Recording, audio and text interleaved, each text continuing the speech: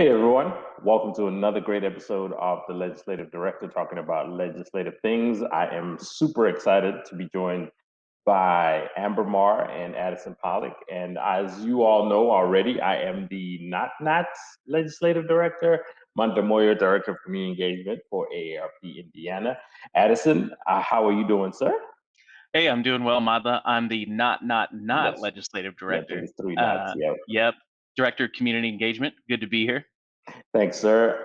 And of course, the guest of the hour, guest of honor, however you want to sort of title her, Amber Marr, the legislative director. Amber, how are you doing? I'm doing well, thank you. It's a little dreary over here on the south side, but the sun was out this morning, so, doing It's well. it's so funny how the weather is different on different parts of town because I You do not have that going on. So oh, you don't? maybe you Yeah, need to move. I don't it's know. snowing over here. Yeah. I'm telling you, it is so weird, but yes, about to get a storm, I feel. Really? Yeah, It's the storm better is weather rolling out in. here. I don't know. Anyway, enough about the weather. We're really excited today. This is another episode, guys. We have been rolling these out for you all. I hope you're getting a lot of information. We've pumped out a lot of guests. The team has been together. You even got to see Jason Thompson, who is on special assignment. I don't know, whatever he's doing. But we've had a busy summer already. We've sent out a couple of letters to engage the governor's office around the American Recovery Act. And so that's what really we want to talk to you guys about today. I'm going to kick it over to Amber to talk a little bit about what sort of the letters entailed and what all it was involved in getting those out. And then each of us are going to take sort of pieces of the puzzle and the letters and talk a little bit about each program that ARP was out, fighting for and fighting to make sure, that the administration took heed and helped many of you out there and many of the friends and family that you live with and your neighbors as well. So, Amber, take it away for us. Thanks, Mandala. So I will kick it off by saying, just reiterating, we did send two letters to the governor this past month. I guess not the past month, we're still in June. So this happened at the beginning of the month, is what I should have said. And this did pertain to items that were in the American Rescue Plan. This was a federal act that was passed in March. And basically, what we were trying to do is just request from the governor to make sure that we're taking advantage of these funds and to talk about how these funds can be used and maybe provide some suggestions or some ways that AARP Indiana would like to see these monies spent. So I will just kick it off by saying that on May 13th, CMS, which is the Centers for Medicare and Medicaid Services, they issued guidance to states on what is called the temporary enhanced funding for Medicaid home and community-based services under the American Rescue Plan. So we refer to as home and community-based services, as you'll hear me say, HCBS, and the temporary enhanced funding for Medicaid home and community-based services, we refer to as FMAP. So just to kind of give you that breakdown, if you see that anywhere, will help you understand that that's what we're talking about as well.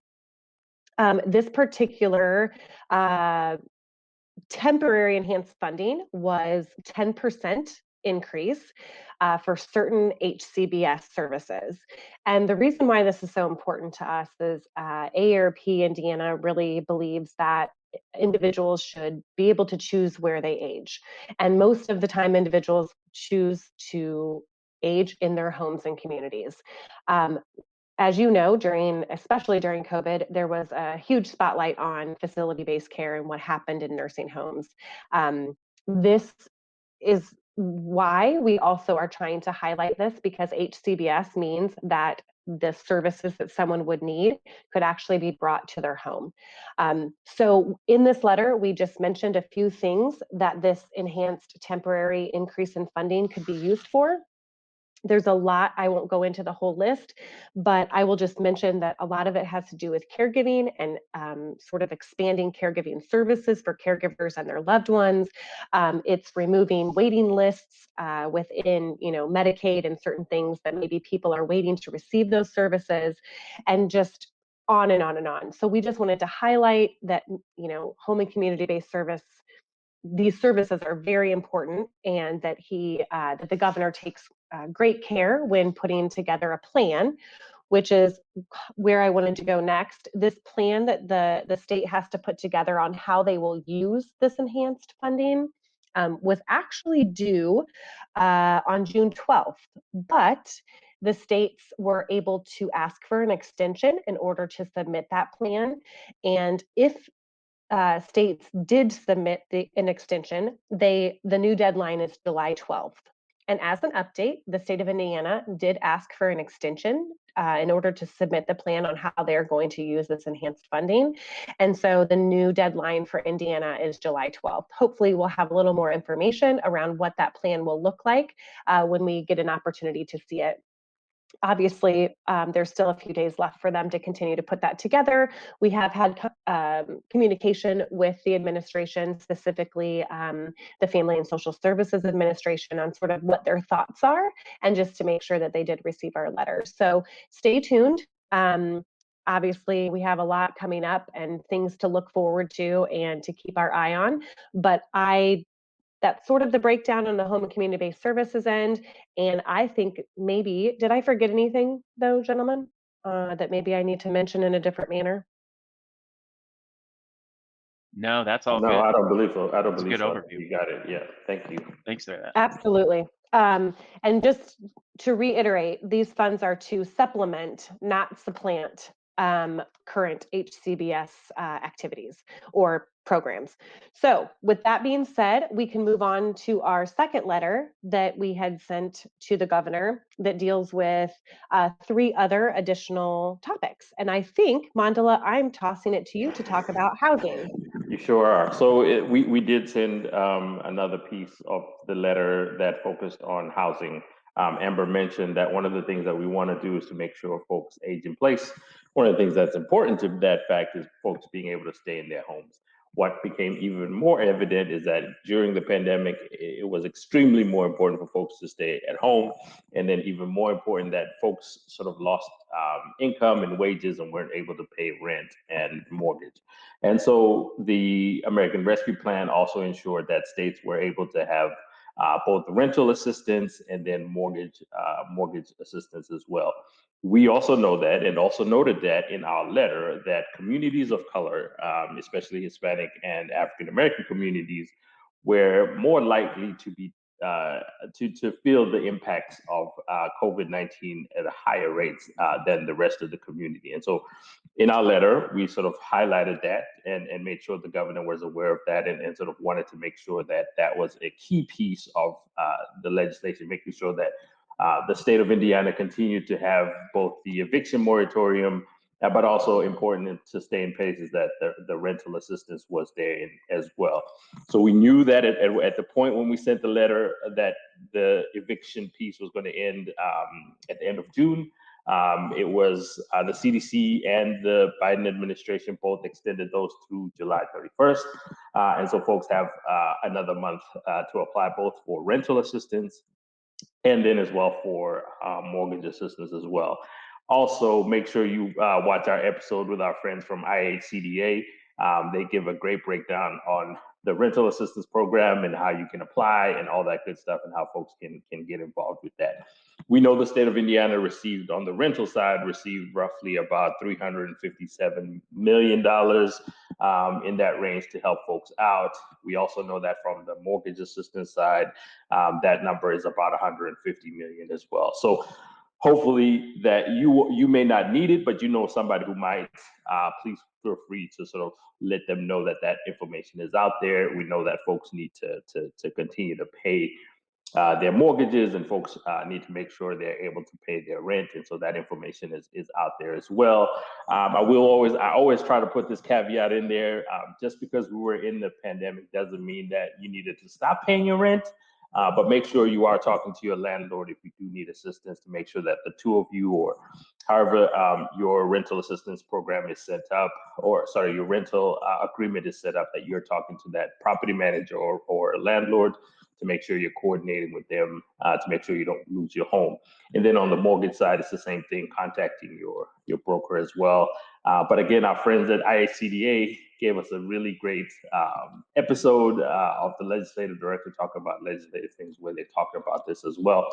At ARP, we feel it's extremely important that the administration, both Governor Holcomb as well as sort of our federal friends, are keeping an eye to make sure that folks are able to stay in their homes as long as they can. So we'll continue with the sort of livable communities theme. We also sent a part of the same letter that was around housing and community support, included some transit funding as well. And so Addison is going to sort of pick up that piece for us. Addison. Yeah, definitely. Thanks, Madla. Hey, I am so sorry. Can I Yeah, interrupt you for just one please. second? Sure. Did I miss something? Mandela, no, you didn't miss it. I just wanted to bring it up really fast because I thought, if they go and watch our previous episode around the rental assistance fund, I wanted to also say that the homeowners assistance fund covers Oh, yes. many of the same things that the rental assistance covers. And this is why, because I pointed this out for the rental assistance, because it's really exciting. It prioritizes funds for mortgage payments, payments to reduce mortgage interest rate. It includes utilities, so gas, water, and energy, internet services, which I wanted to highlight because that's also how the emergency rental assistance will cover, which I was very surprised by. So I wanted to say this also includes internet services, homeowners insurance, and then also homeowner and condo association fees, and many more things. So you didn't forget it. I just wanted to point it out because I thought it was really interesting that internet is included in a lot of these rental and homeowner assistance programs. And So, if you can't remember all that, go watch that episode, and then go also watch the episode where we had Jason Tomsey talking about the EBB as well. So you come on, guys, we are putting these out for you like hot takes. So you can get the information to the people that your neighbors, your friends, your family. Make sure that we're all able to make it through this tough time, as whole as we possibly can. We know that things are opening back up, and so we want to make sure that folks can make it through the transition as best they can. But yeah, we're staying on it. So make sure you check those episodes out and get a look at them. So AP, sorry, Yeah. Addison. That's okay. Nicknames are allowed. Yeah, I would say this is like every other TV show. You want to watch every episode of the season to get the whole picture. So check it out. So as Madla mentioned, we're going to talk about some transit funding that became available through the American Rescue Plan Act. If you've been paying attention to AARP Indiana for a while, you know that this is an issue we care about. Transit is critically important to aging in community, aging at home and in place, just having those transportation options. And we believe that coming out of the pandemic, transit access is economic recovery. So that's why we think that this is critically important. Something we work on every session at the State House. If you remember the Public Mass Transportation Fund, it's something we talk about a lot. And then AARP advocates for transit at the federal level as well. But about the American Rescue Plan Act, the Indiana actually received an apportionment, according to the Federal Transit Administration, of about more than $190 million. There's a lot of money going around for public transit in the state. And we know that this is something that every session we go, and we legislative session at the State House, we try to increase the funding for transit because we think that it's an investment in transit and an investment in our communities. So this is critically important. The breakdown kind of goes like this. So for urban transit systems, think Indigo in Indianapolis, SB Transpo in South Bend, Gary, Lafayette, Bloomington, Evansville, Fort Wayne, all those bigger urban areas. Those transit systems received around 188 million, maybe a little bit more. Our more rural transit, so our friends in everywhere from Johnson County to LaGrange County, a lot of counties, it's sort of your door-to-door transit. They received around more than $4 million for that service. And then this other service, which is similar to rural transit, but it's not confined by geographic nature. It's the enhanced mobility of seniors and individuals with disabilities. This program received around $927,000 for the state of Indiana. So these are for transit systems that might be associated with an organization. So like your Councils on Aging, SACOA here in Indianapolis. A lot of those folks, those organizations receive that funding. So all of that together creates a really nice transit network, and it's critically important.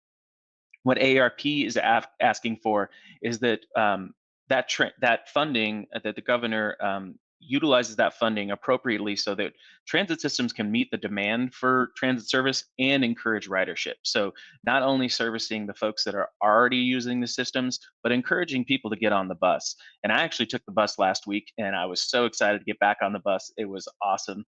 Had my mask on and everything. It was really fun. I went downtown. It was a great time. But anyways, I'll talk about that on another episode. I would use what we're asking is that Governor Holcomb considers asking these transit services to maintain and increase investment in to improve their service, promote the use of public transportation, implement safety regulations and compliance mechanisms, and then encourage transit authorities to reduce fares when possible. So we know Indigo does a great job of reducing fares for veterans. If you use Open Door, the door-to-door paratransit service. So just making sure that people who might need assistance utilizing their services, making sure that we're taking care of those folks. So that's essentially it. We think this is a great thing, and we just hope that it's the money gets to the systems that need it, and we'll be paying attention, keeping an eye on it.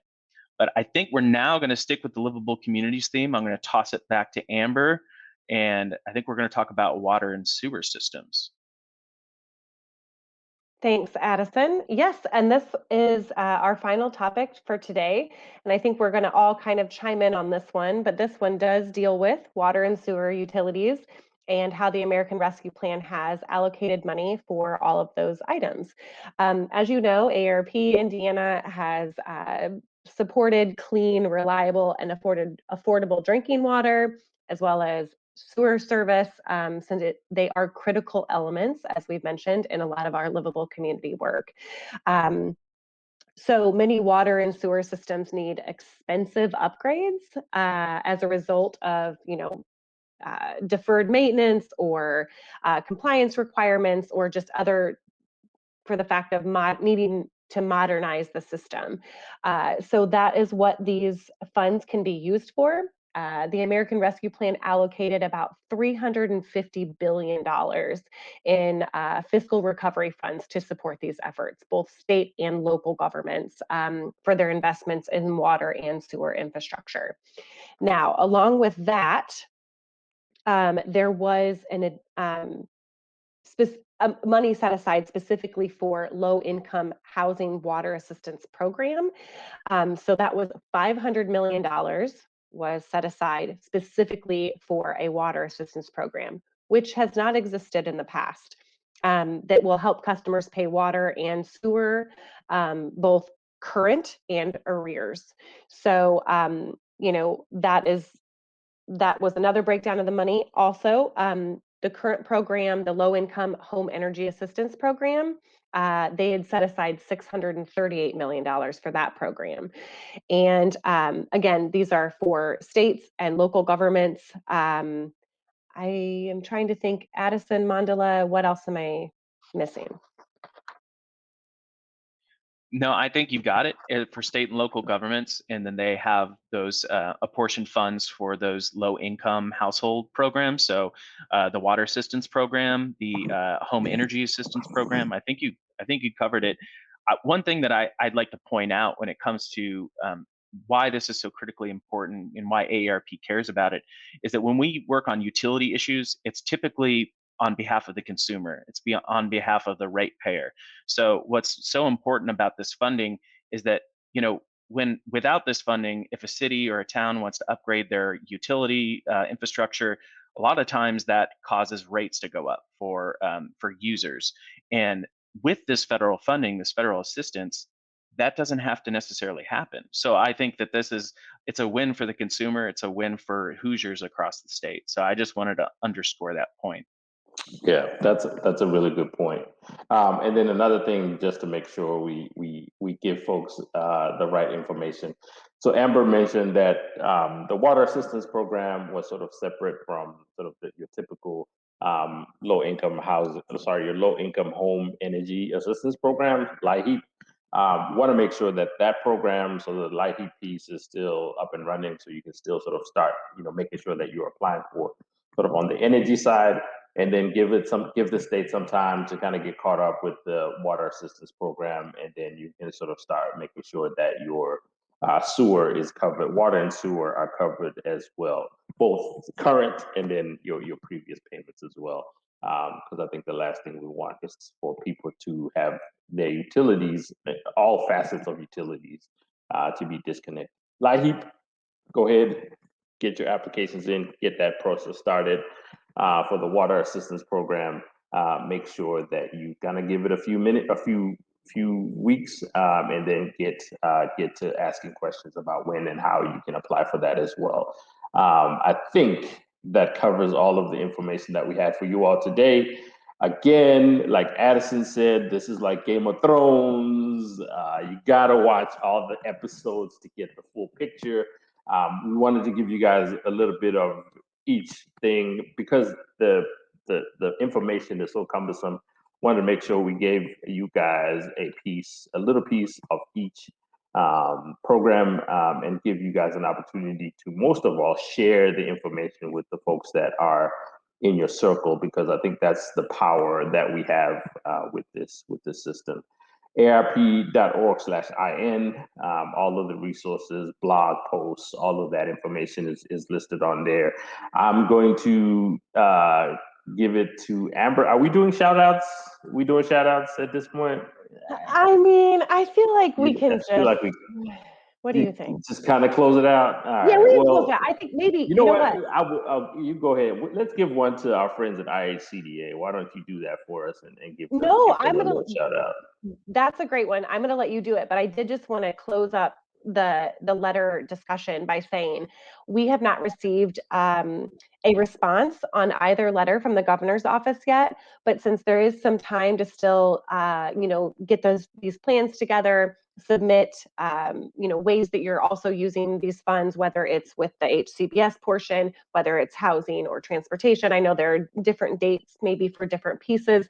So we're going to look forward to hearing back with some information on how the governor plans to use these funds.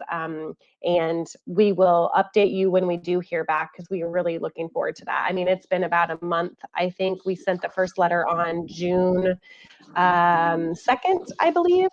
And then we sent the second one shortly, a couple days after. So give them a little time to, make sure that their plans are in place, and hopefully we'll hear back with some additional information on how these things might go. So that's all I wanted to say. Mandala, give the shout out. A big shout out to IACDA, Jake Seitz and his team, for the support. Not only the work that we're doing with helping come onto the show to explain some of the program with us, and then also with their work, just making sure that all of these programs, all of these applications are able to run in place, and make sure they're in place, and folks can get the assistance that they need. So shout out again to our friend Jake Sipes at IACDA. I'm having a tough day today, guys, so I appreciate you guys hanging in there with us. We look forward to seeing you guys soon. Have a great 4th of July. Enjoy time with family, friends, whatever you're going to do. Have a great time. Thank you, guys. Thank you all.